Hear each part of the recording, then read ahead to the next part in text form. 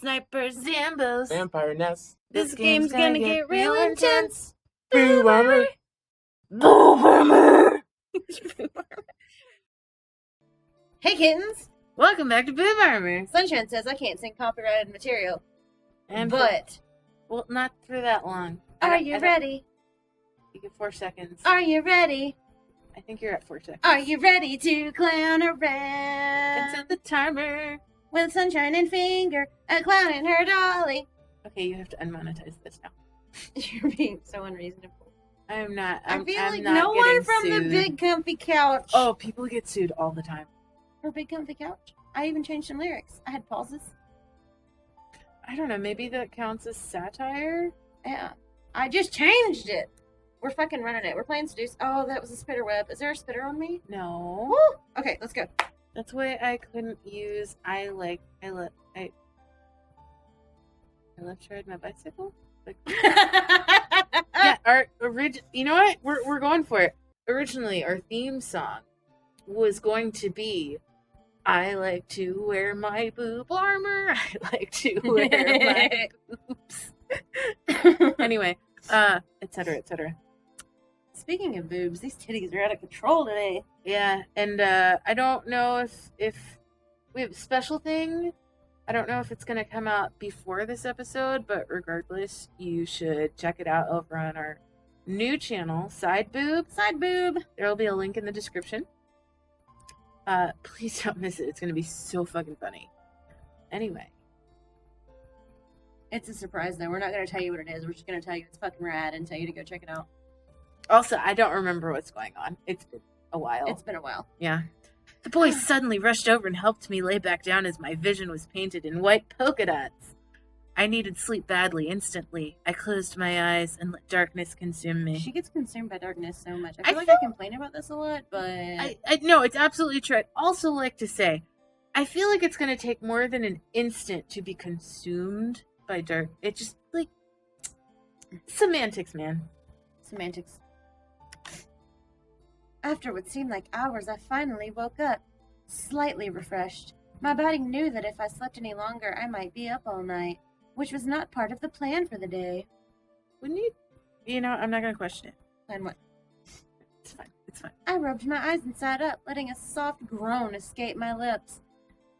In response, something beside my bed shuffled, causing me to look over. I wonder who it could be. It's not like we just saw it.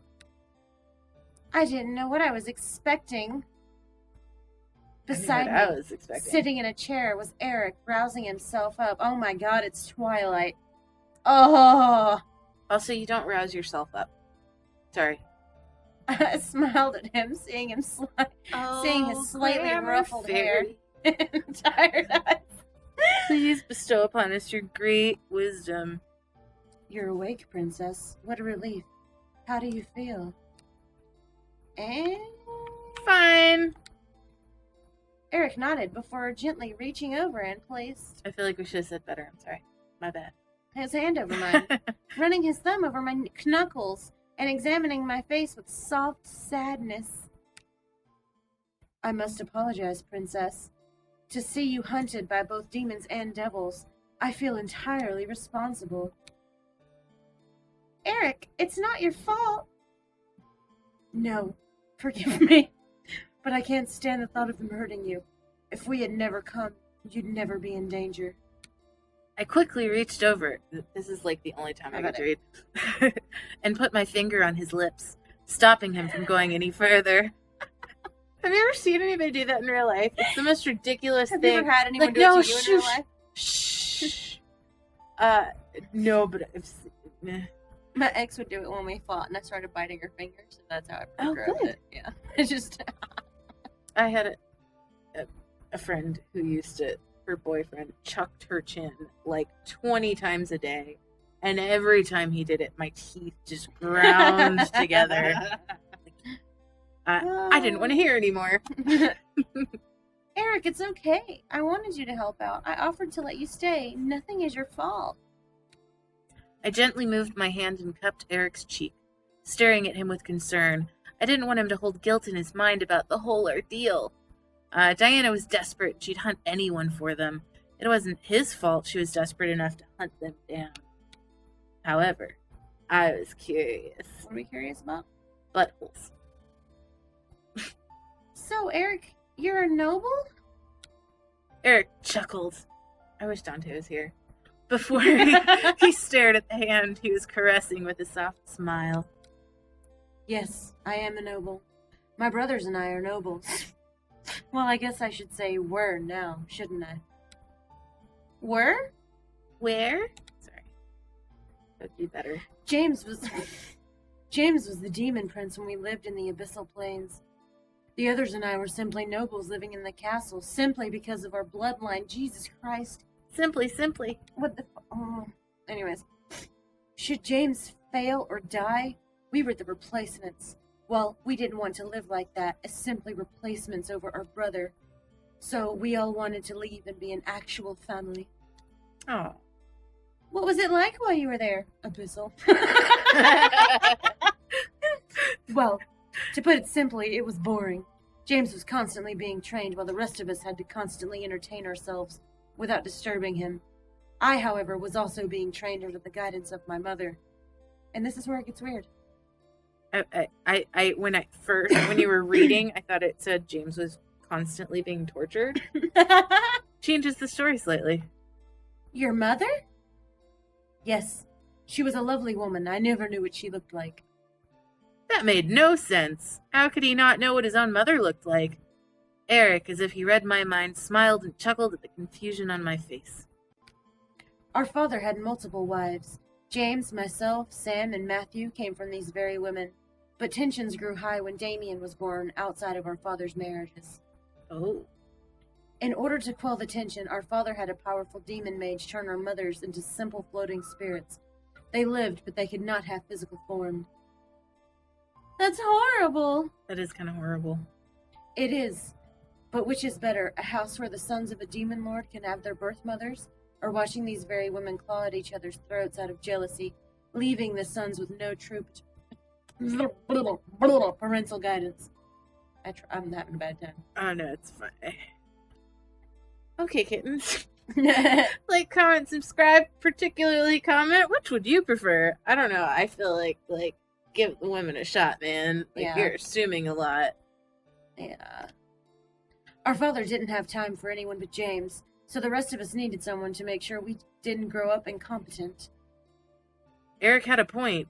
It No. was horrid, but it was... I don't even want to read this. It was a logical point. No. No. I bit my lip and nodded in understanding. Erik gently brought my hand up to kiss my knuckles. Knuckles. Knuckles! Would Steve! Would you like to see what I mean instead? I stared, trying to understand what he meant. However, as the memory of when he showed me the demon palace replayed in my mind, I nodded and let my curiosity guide me. Erik smiled before simply holding out one hand to me and letting a small breath brush against his palm. Instantly, the flower Erik had given to me appeared in his hand, making him smirk and making me blush. You kept it. Good.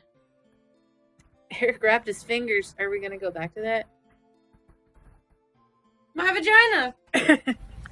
Erik wrapped his fingers gently around, I guess, the clitoris? Oh my god. I don't know what the equivalent of a stem to vagina is. Giving it the magic it had been given before and casting an aura-like mirror before me. Fallopian tube. I win. Yeah. I peered in to see the castle main hall once again. The memory of being in that hall, albeit by magic, sent a small shiver down my spine. I watched, however, as a very familiar demon walked arm in arm with a woman with cat ears and a tail down the walkway. Enter the furries.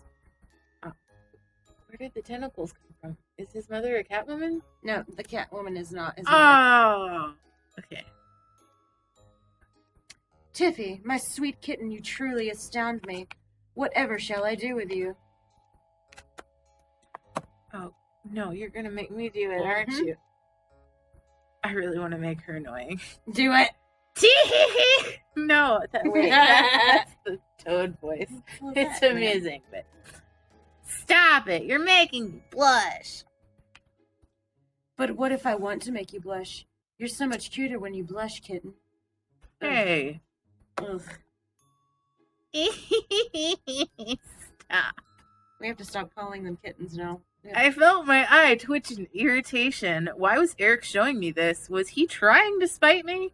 I didn't want to see him flirt with demon girls. I already had some trouble with him flirting with me. You sly incubus, you. I'll get in trouble for sure if I'm caught with you. Then shouldn't we make the risk worthwhile? Erik held the cat girl close to his body, looking about ready to kiss her. The girl, however, mewed and pulled away, giggling in almost cute embarrassment. Me? What? Such a bad incubus, so bad. I should go. Very well, you minx, until we meet again. The cat girl giggled before rushing out of the main hall, but not before Erik lowered his hand underneath her tail as she turned and let it slide across his fingers as she ran off, making the cat girl jump in surprise. Not all cats like that, by the way. The girl playfully glared at Erik, who only pouted innocent lips in return before she exited. How is she gonna come back? I'm not gonna be able to do that voice again. No. However, as the girl left the room, Erik's face went from flirtatious to almost ice cold. Erik let out a sigh, gently rubbing his hands to rid them of the fur that had caught on them, and rolled his shoulders. Well, Mother, was that enough to please you? I stared shocked at the personality change. What the heck happened to Erik? He was flirty, charming, and almost disgustingly complimentary, but the Erik I was seeing in the mirror wasn't him at all. A small red orb surrounded with a veil of purple mist entered the space, making my mind go blank. It approached Erik, glowing as it spoke. Very well done, dear. Much better than I expected of you. Thank you. You taught me well. That I did. You must never forget, however, to always listen to your women. Serving them is your number one priority. Should they be uncomfortable, you must step back and be as submissive as possible.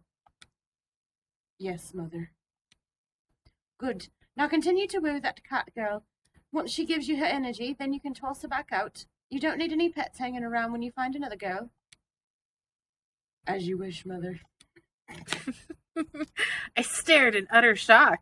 The orb vanished, but Erik remained in the hall, letting out a sigh. He had a look of displeasure on his face. He looked tired as well, but something seemed off. He looked like he had 10 shifts, a lot on his mind, but his closed mouth wouldn't let him speak them.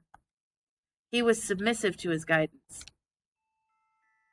I turned away from the mirror to look at the Erik besides me, who had a look of both sadness and guilt. It as like a puppy admitting to chewing my favorite shoe or a child stealing a cookie from a cookie jar. All right, well, it's time for next time on Boob Armor. Okay. But we're gonna get it sorted next time. Jesus Christ. Fucking two creative writing minors walk into a game. We order a drink? I need a drink. Yeah. Oh, Jesus. All right, love you, kittens. Next time on Boob Armor.